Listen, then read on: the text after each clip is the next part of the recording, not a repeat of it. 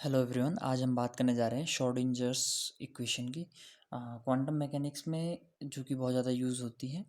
तो Schrödinger equation जो ये टॉपिक है, ये एक्चुअली तो वैसे बहुत वास्ट टॉपिक है, लेकिन यहाँ पे हम सिर्फ एग्ज़ाम पॉइंट ऑफ व्यू से इसे पढ़ेंगे, क्योंकि अगर आप इसे थॉरोली पढ़ना चाहते हैं तो एक सिर्फ वीडियो से ही इसको समझना सफिशिएंट नहीं होगा। आपको बहुत सारी बुक्स पढ़नी पड़ेंगी और बहुत सारे वीडियो लेक्चर्स या फिर लाइव लेक्चर्स के थ्रू आप इसे बहुत क्लियरली समझ पाएंगे। लेकिन अभी जो हम डिस्कस करने जा रहे हैं वो बस इतना है कि आप एग्ज़ाम से जस्ट पहले 1 घंटे का वीडियो लेक्चर या फिर 100 पेज की किताब नहीं पढ़ सकते।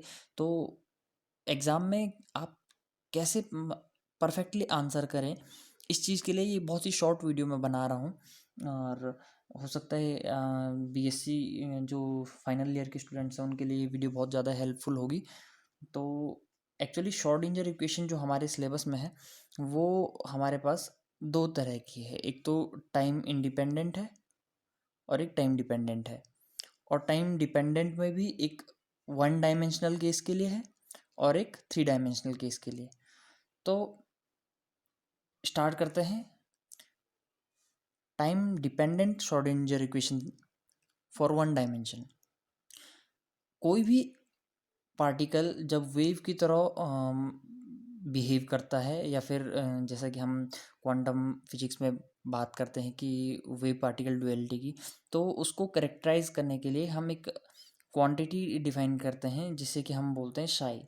साई मतलब वेव फंक्शन, जो कि किसी भी वेव की कैरेक्टरिस्टिक प्रॉपर्टीज़ को बताती है। तो ये हमने एक जनरल वेव फंक्शन लिया है और इसके थ्रू हम डिराइव करेंगे श्रोडिंजर इक्वेशन को। तो सबसे पहले यहाँ पे जो देखने लायक चीज़ है कि ये जो वेव फंक्शन साई है ये डिपेंड कर रहा है टी और एक्स पे, मतलब पोजीशन और टाइम पे। ठीक है, यहाँ पे जो ये वी है ये सिंबल बहुत सारी बुक्स में कंफ्यूजिंग होता है। वी और न्यू में कंफ्यूजन होता है, तो यहाँ पे मैं इसको वी वेलोसिटी के लिए यूज़ करूँगा और न्यू इस तरह का मैं बनाऊँगा जो कि फ्रीक्वेंसी के लिए यूज़ होगा, तो ताकि कोई कन्फ्यूजन ना रहे। अब क्योंकि हमें पता है ये ओमेगा है, ओमेगा एंगुलर फ्रीक्वेंसी जो कि इक्वल होती है 2 पाई न्यू के, और जो ये वी वेलोसिटी है एक इसका रिलेशन हम जानते हैं, v is equals to nu lambda. अगर इन दो वैल्यूज़ को हम इस फर्स्ट इक्वेशन में सब्सटीट्यूट कर दें तो हमारा जो वेव फंक्शन है वो हमें कुछ इस टाइप का मिलेगा। Psi is equals to A E to the power minus iota. अब न्यू की ओमेगा की जगह हमें 2 पाई न्यू को रिप्लेस करना है, तो ये हो जाएगा 2 पाई न्यू ब्रैकेट के अंदर टी माइनस वी वेलोसिटी की जगह हमें न्यू लैम्डा को रिप्लेस करना है एक्स अपॉन न्यू लैम्डा। ठीक है, इसमें जो अब हमारे पास इक्वेशन आई है इसको थोड़ा सा अगर हम ठीक ढंग से रीअरेंज करें तो ये कुछ ऐसा हो जाएगा। Psi is equals to A E to the power minus eta 2 pi nu t minus x upon lambda. ठीक है, आप बहुत क्लियरली समझ पा रहे होंगे कि ये कैसे आया। ठीक है, ये तो हमारा अभी जो हमने ऑपरेट किया इस पे, ये अभी हमने इसे थोड़ा सा सिंप्लीफिकेशन किया वेव फंक्शन में। अब हम जो इसमें करने जा रहे हैं, क्योंकि हमें पता है जो कोई पार्टिकल होता है उसके पास एनर्जी होती है जिसे कि हम E equals to h nu से डिफाइन करते हैं, और उसका जो मोमेंटम होता है वो डी ब्रॉगली वेव्स के हिसाब से हम अगर देखें तो lambda is equals to H upon p होता है। ठीक है, तो इन दो टर्म से हम बहुत क्लियरली देख सकते हैं कि nu is equals to E upon H और P is equals to H upon sorry lambda is equals to H upon P. ठीक है, तो ये जो दो टर्म है हमने एक जनरल पार्टिकल की बात करी, पार्टिकल के पास एनर्जी होती है, पार्टिकल के पास मोमेंटम होता है। तो यहाँ से इन दो वैल्यूज़ को अगर हम रिप्लेस कर दें सेकंड इक्वेशन में, तो हमारा जो वेव फंक्शन होगा कुछ इस टाइप का आ जाएगा, AE⁻−आईटा 2 पाई, न्यू की जगह हमने रिप्लेस करना है E/h, ठीक है। तो ET/h माइनस x तो एज इट इज़ रहेगा, लेकिन लैम्डा का हमने रिप्लेस करना है h/p से, तो x p/h, h हम कॉमन ले सकते हैं, साई इज इक्वस टू AE⁻−आईटा 2 पाई, h हमने कॉमन ले लिया बाहर, ठीक है, और ब्रैकेट के अंदर हमारे पास रह गया ET-PX, ठीक है। तो ये जो वेव फंक्शन है, इस फॉर्म में हम वेव फंक्शन को याद रखेंगे, क्योंकि ये हमारी जो बाकी इक्वेशंस हैं, time dependent equation in 3 dimension, time independent equation in 1 dimension and 3 dimension, इसमें बहुत ज़्यादा यूज़ होने वाली है, ठीक है। अब आगे बढ़ते हैं।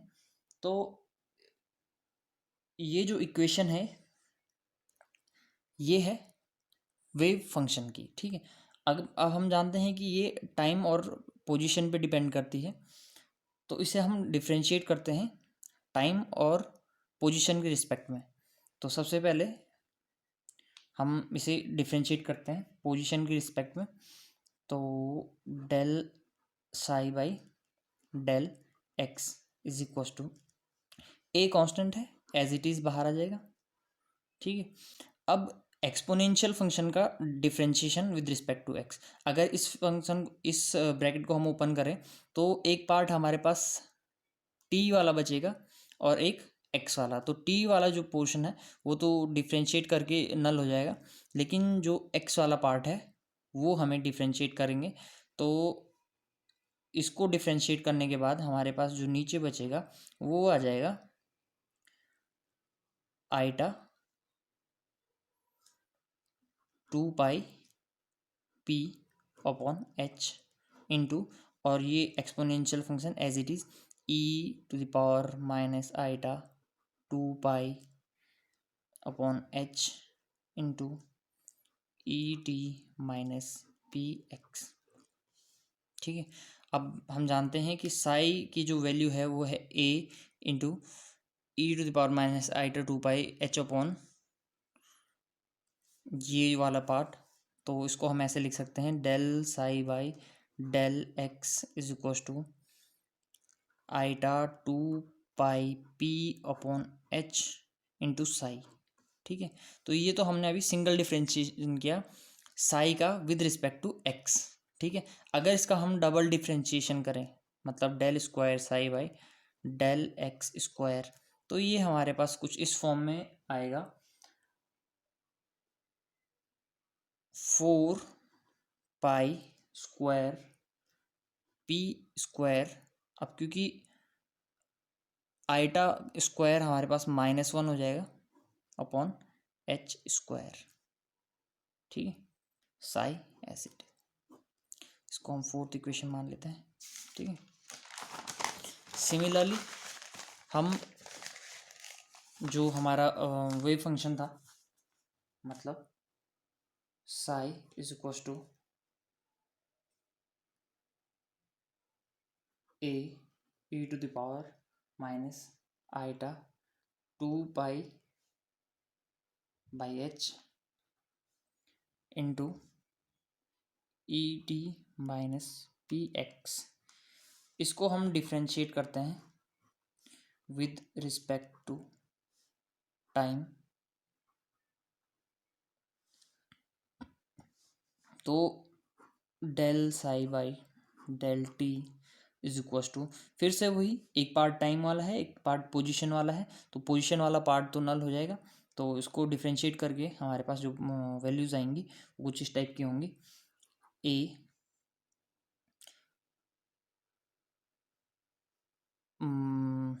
-2 पाई/आईटा upon h into E into power minus 2 pi iota upon H into E T minus P X, मतलब del psi by del T is equals to minus 2 pi iota E upon H psi. ठीक है, ये हमारी fifth equation होगी। अब fourth equation से,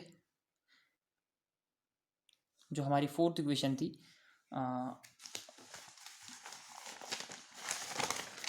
ये जो हमारी फोर्थ इक्वेशन थी, यहाँ से हमें पी स्क्वायर साई की वैल्यू लेनी है। तो बाकी पोर्शन को हम लेफ्ट हैंड साइड में लेके चले जाएंगे, तो हमारे पास पी स्क्वायर साई की वैल्यू आ जाएगी। तो पी स्क्वायर साई की जो वैल्यू होगी वो कुछ ऐसी होगी, from equation 4 p square psi is equals to minus H square upon 4 pi square del square psi by del x square. ठीक है, इसको हम सिक्स्थ इक्वेशन मान लेते हैं। और फिफ्थ इक्वेशन से, फ्रॉम इक्वेशन 5 ई साई की जो वैल्यू होगी, E psi is equals to H upon 2 pi iota E del psi by del T, sorry. ठीक है, तो एक्चुअली जो हमारी श्रोडिंगर इक्वेशन होती है वो कुछ अलग नहीं है। क्लासिकल मैकेनिक्स में जो हम किसी पार्टिकल के टोटल एनर्जी की बात करते हैं कि टोटल एनर्जी कितनी होती है, कि हम बहुत इजीली बोलते हैं एनर्जी जो टोटल होती है वो इक्वल होती है kinetic energy plus potential energy के। तो श्रोडिंगर इक्वेशन भी एक्चुअली इसी का क्वांटम मैकेनिक्स में इक्विवेलेंट है, इक्विवेलेंस है, जो कि हम ऑपरेटर्स की फॉर्म में डिफाइन करते हैं। अब जो किसी पार्टिकल की टोटल एनर्जी होती है वो kinetic energy plus potential energy होती है, और हमें पता है काइनेटिक एनर्जी किसी पार्टिकल की होती है हाफ एम वी स्क्वायर, और किसी भी पार्टिकल की पोटेंशियल एनर्जी डिपेंड करती है पोजीशन एंड टाइम पर। इसके अलग अलग फॉर्मूले हो सकते हैं, जैसे कि स्प्रिंग मास सिस्टम के लिए अलग होता है। कोई पार्टिकल अगर कुछ हाइट पे है तो ग्रेविटेशनल पोटेंशियल अलग होता है, और बहुत सारे अलग अलग तरह के पोटेंशियल हमने फिजिक्स में इससे पहले पढ़े हैं। और जो हमारी टोटल एनर्जी होती है वो उसे हम ई से ही रिप्रेजेंट करते हैं। इसको थोड़ा सा अगर हम चेंज करें इस इक्वेशन को, तो इस हाफ एम स्क्वायर को हम पी स्क्वायर अपॉन 2m भी लिख सकते हैं, और पोटेंशियल एनर्जी को हम जनरली वी से रिप्रेजेंट करते हैं, और ये ई है ना। अगर इस इक्वेशन में हम वैल्यूज़ पुट करें यहाँ से सिक्स्थ और सेवन्थ इक्वेशन से, तो ये इक्वेशन कुछ इस तरह की बन जाएगी। E psi is equal to P square psi upon 2m plus V. ठीक है, अगर ई साई की वैल्यू यहाँ से और पी स्क्वायर साई की वैल्यू यहाँ से सब्स्टिट्यूट कर दें, तो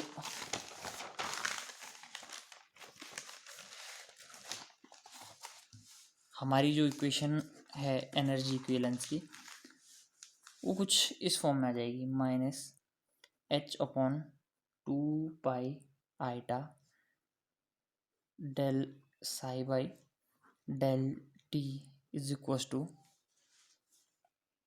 minus H square upon 8 pi square m del square psi by del x square plus V psi. अगर ऊपर नीचे आईटा से मल्टीप्लाई कर दें तो ये हो जाएगा iota H upon 2 pi del psi by del T is equal to minus H square upon 8 pi square m del square psi by del X plus V psi. अब बहुत सारी बुक्स में आपको इस फॉर्म में श्रोडिंजर्स टाइम डिपेंडेंट इक्वेशन मिल जाएगी, लेकिन बहुत सारी बुक स्टैंडर्ड बुक्स हैं जो कि एच मतलब प्लांक कांस्टेंट का यूज़ ना करके एच कट का यूज़ करते हैं। तो एच कट एक्चुअली कुछ भी नहीं है, एच कट यही है, एच अपॉन 2 पाई की वैल्यू को हम एच कट से रिप्रेजेंट करते हैं। तो यहाँ पे जैसे देख सकते हैं कि इसको हम एच कट से रिप्लेस कर सकते हैं, यहाँ पे भी इसे हम एच कट से रिप्लेस कर सकते हैं। तो ये कुछ इस फॉर्म में आ जाएगी, iota H cut del psi by del T is equals to